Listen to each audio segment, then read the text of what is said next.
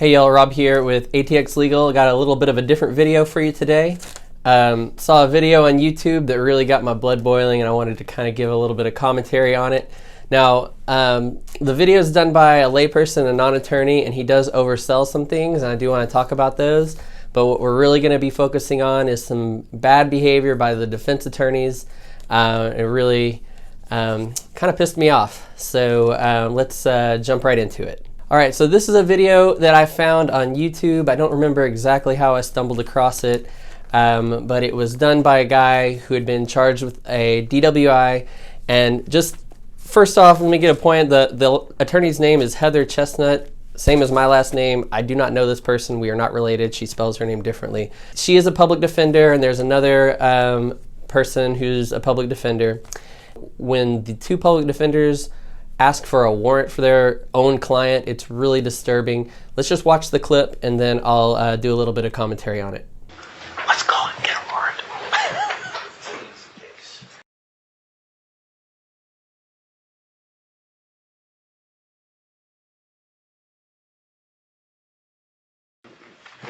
Is it time? 8:45. 4 minutes. What's he going to do? 8:45. The Travis case? Heather, let's call him before you get involved in talking to somebody. Well, I mean, we've got. Thank you. That's all I'm ready on for now. Thanks. Sanchez.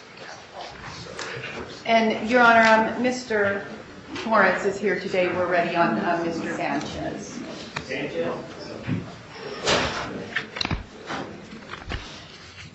He always comes in late. 82, State of Utah versus Sanchez. Excuse me. He's not present, Your Honor. And you don't expect him? Or?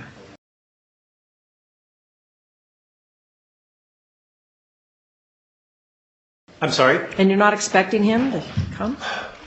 Well, I always expect him, although last time he was not here, and it was only after my secretary called him that he remembered to come, so.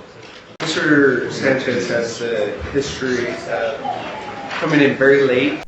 All right, so what you're looking at here is a crowded courtroom. Obviously, this is pre-COVID because most of these things are happening by Zoom right now.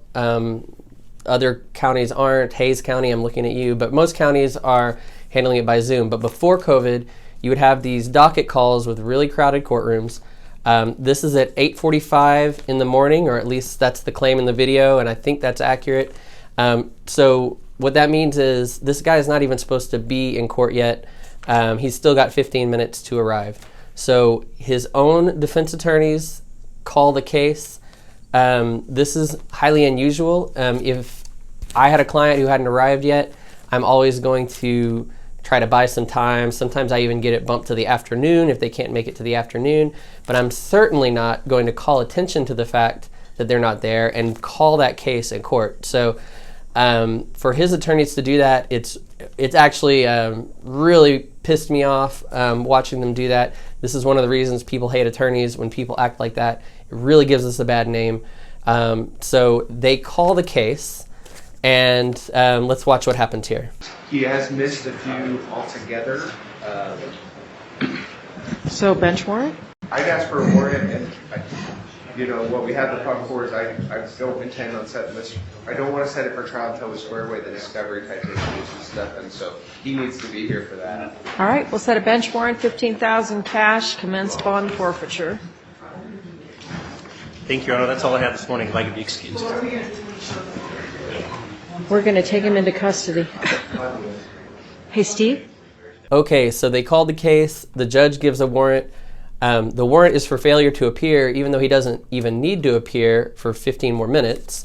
And usually, even if they don't show up right at 9 o'clock, there's still going to be a little leeway. As you'll see, he shows up at 9:08. But in the vast majority of cases, the judge is not going to issue a warrant if you're showing up at 9:08 for a 9 o'clock docket call. Now, I went ahead and looked into this case a little bit just to give a little context. So it had been going on for a couple years. It was a DWI case. The client is probably a difficult client. I've had difficult clients. He's filed some of his own motions. That's a big red flag that you're dealing with a difficult client here. That does not excuse the defense attorney's behavior. It doesn't matter if you have a difficult client. It doesn't matter if you don't like your client. You still have to advocate for your client. So the reason the case had been going on for a long time, I don't know, but it could have been caused by the defendant's own actions. Again, it doesn't matter what the reason is. The attorneys are still need to be advocates for their client. Now, there's a saying among defense attorneys that you can beat the rap, but you can't beat the ride. And what that means is that these docket calls themselves are part of the punishment. So if he's had this case going for 2 years, that means he's coming to court once a month, every other month, and he has to show up at 9, whether he's got work or whatever else he has going on in his life. That's part of the punishment. And they don't say it's part of the punishment. It's not constitutionally part of the punishment. The docket calls, it's a way to pressure the defendants. It truly is part of the punishment. If you have work, you have to call off work. You have to make it to the courtroom every single month. Now, why would the defense attorneys want to get a warrant on their own client? I don't know. I'm speculating here. But if you have a difficult client, if they're now in custody, they're going to be pressured into pleading, and you get this difficult client off your docket. So what actually happened in this case is he went to custody for a couple of weeks, was able to post bond because one of his family members had $15,000 to post bond, but his family member ended up needing that bond back, and so he went ahead and pled guilty to the DWI. So it doesn't matter what the merits are of the DWI, and we'll get to that in a little bit, but it doesn't really matter. He's pleading because otherwise he'd be going back to custody, and that's not right. It's not because he was guilty. It's because he was basically coerced. So clearly this was misconduct by the defense attorneys. In fact, I'd go so far as to say it was a disgrace to the whole profession. This is why people hate lawyers. But I do want to talk about some of the other allegations that was made in this video by a non-attorney. He brings in allegations against the police officer, the prosecutor, and the judge, and I kind of want to address those. There's no evidence in the video at all that the police committed any misconduct here. Not saying that they didn't do it, but I didn't see any evidence of that. They said that the body cam was turned off. Well, on a DWI stop, the body cam might not have been flipped on. It's really not that uncommon. If there was more evidence, maybe I would change my mind. But from what I saw, there was zero misconduct by the police officer. Likewise with the prosecutor. When he goes up and asks for a warrant, that's his job. So he's basically doing his job. I don't have a problem with the way the prosecutor handled the situation. The judge is in a bit of a gray area here because what you have to understand is she's handling, you saw how crowded the courtroom is, so she's handling, 40 or 50 cases in the morning? She might legit not remember what happened at 8:45. Now, when she does get corrected, I think it kind of dawns on her which case it was, and she does remember, oh wait, this was at 8:45. Then, it's kind of a gray area, and maybe she does create there is some misconduct there. But let me be clear, it's the defense attorney's job to clarify that the defendant was there in time. Now, let's watch this clip from later on in the day. This is at 11 in the morning. After the warrant has been issued and he's been taken into custody, the defendant requests that they check on the time and they bring him back out and he pleads his case. But listen, it's him pleading the case, and watch the way his attorney acts.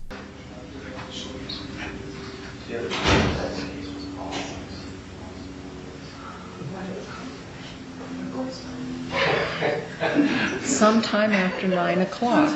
But this isn't a social event.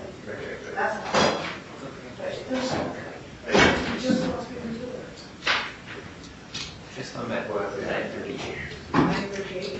38 minutes late.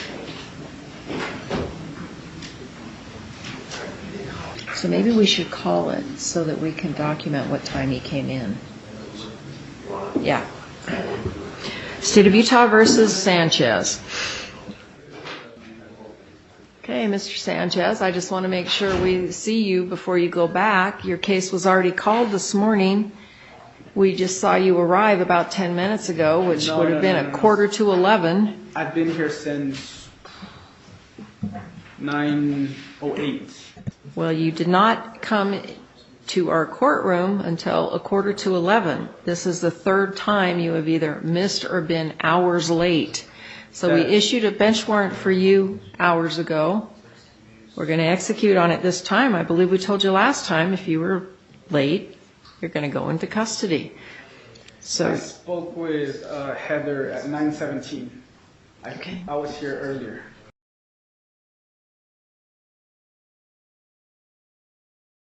Your Honor, I saw the defendant here. When I first saw him, I recognized him. I looked at the clock. It was 9:38 is when I saw him here.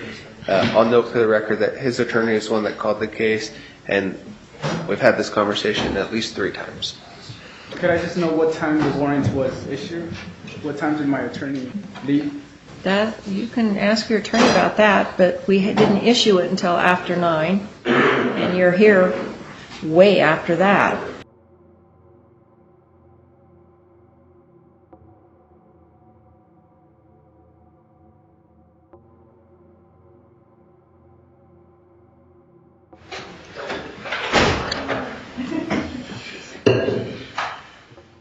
All right, so you see the judge asking what time he arrived, thinking that he arrived at 11 or whatever, and that's fair.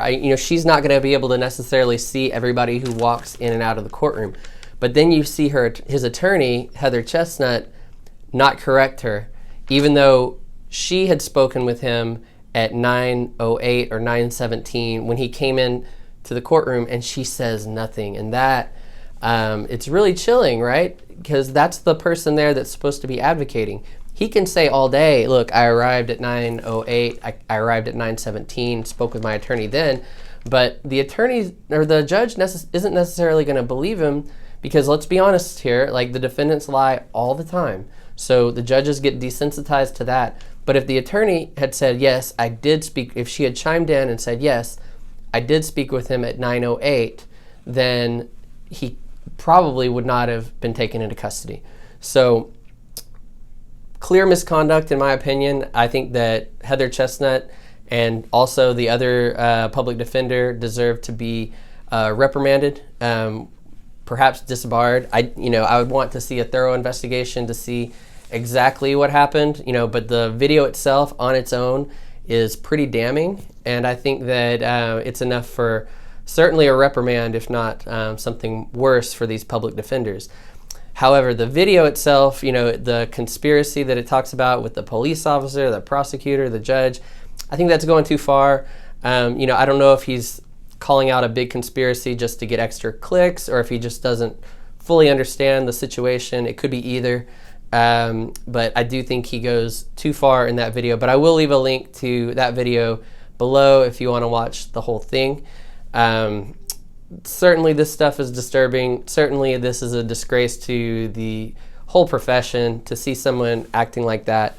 And you can understand why there is a mistrust of attorneys when you see them act in this way. One thing you might ask is, does this kind of thing happen? Not in Austin, not in bigger cities. It just tends to be a tighter ship. But you get out to more rural areas, and yes, this kind of thing does happen. This one was caught on video. I've heard of other cases that have happened that were not caught on video, of a defense attorney asking for a warrant for his own client. It can smooth things out for the defense attorney, can take some of the pressure off of them and clear their docket, especially with difficult clients. But it's wrong. They should not be doing it. They should be reprimanded if there's evidence of it. But anyway, thank you very much for watching. If you have any questions about a legal issue, you can always visit atx.legal or give us a call, and I look forward to speaking with you. Thanks, and have a great day.